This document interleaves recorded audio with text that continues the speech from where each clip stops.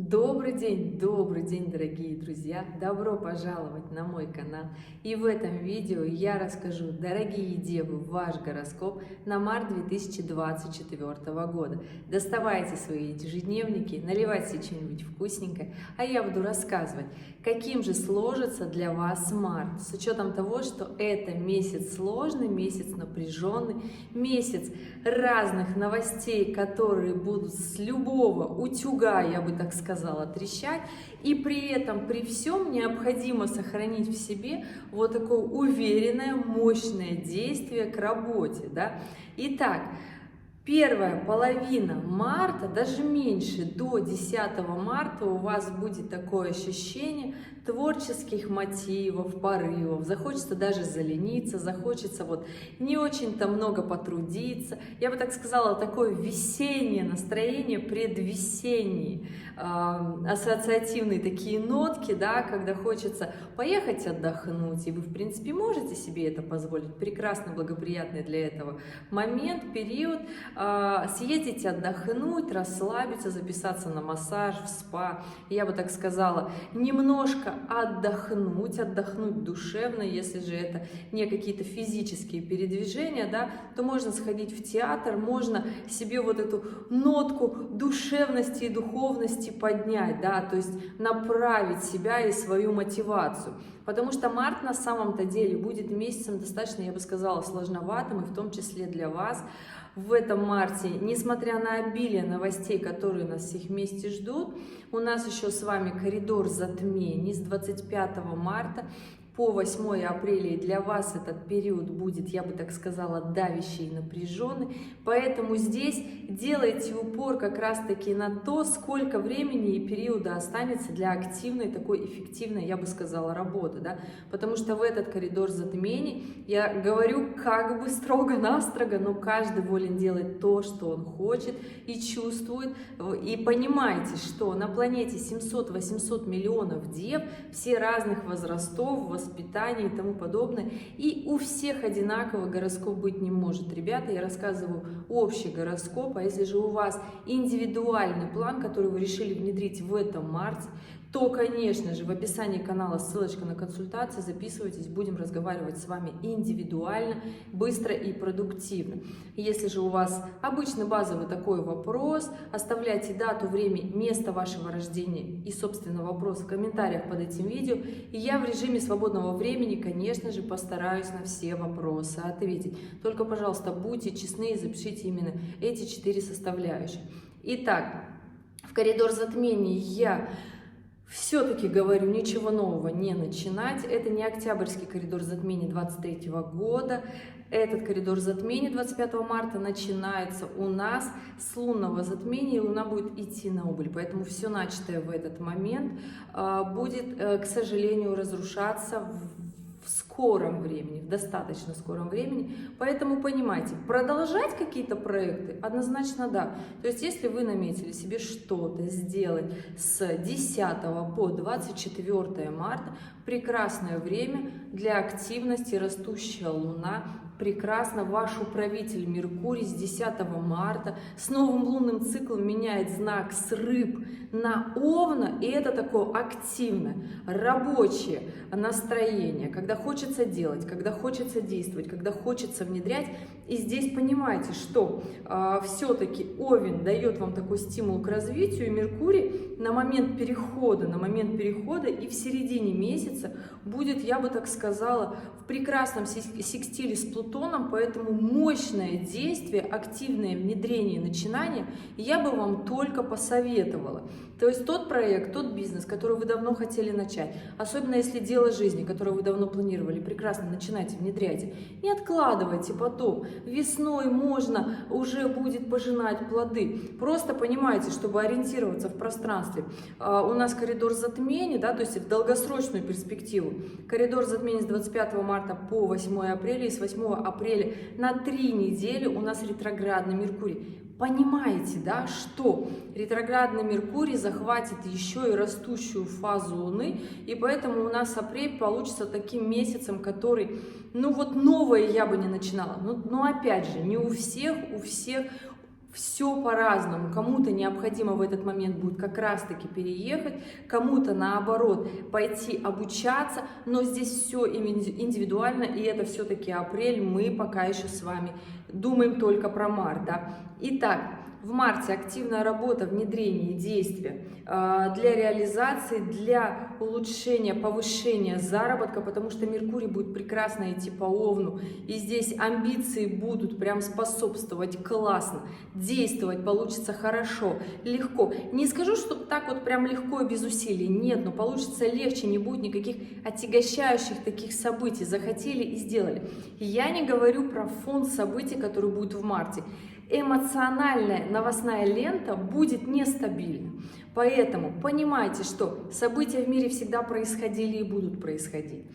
Так как это високосный год и весна, и у нас, как говорится, два больших главных игрока на этой планете, в которых будут происходить движения, передвижения, и все-таки весна — это когда время, очень много аспектов схлапываются, они всегда приходят на март, февраль-март, да, и здесь понимаете, что можно очень долго смотреть телевизор, смотреть на жизнь людей, а можно взять и начать делать свою жизнь, ее устраивать. И я вас все-таки призываю вот к такой продуктивности, когда жизнь всех людей на планете, каждого индивидуально будет складываться хорошо, как ему надо.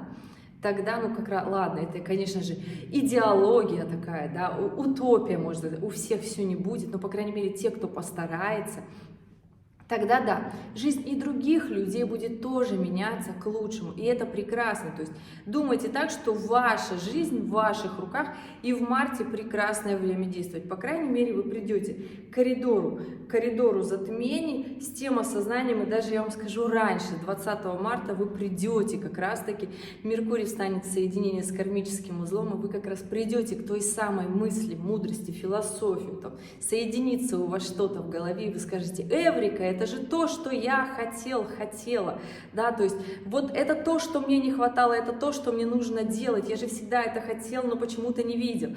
И да, здесь вот такая фундаментальная, казалось бы, особенность, такая интересная вещь, когда такой практичный, да, продуктивный знак иногда не может соединить какие-то нотки у себя в голове для того, чтобы пойти туда, куда нужно, или же расширить свой вот такой горизонт, да.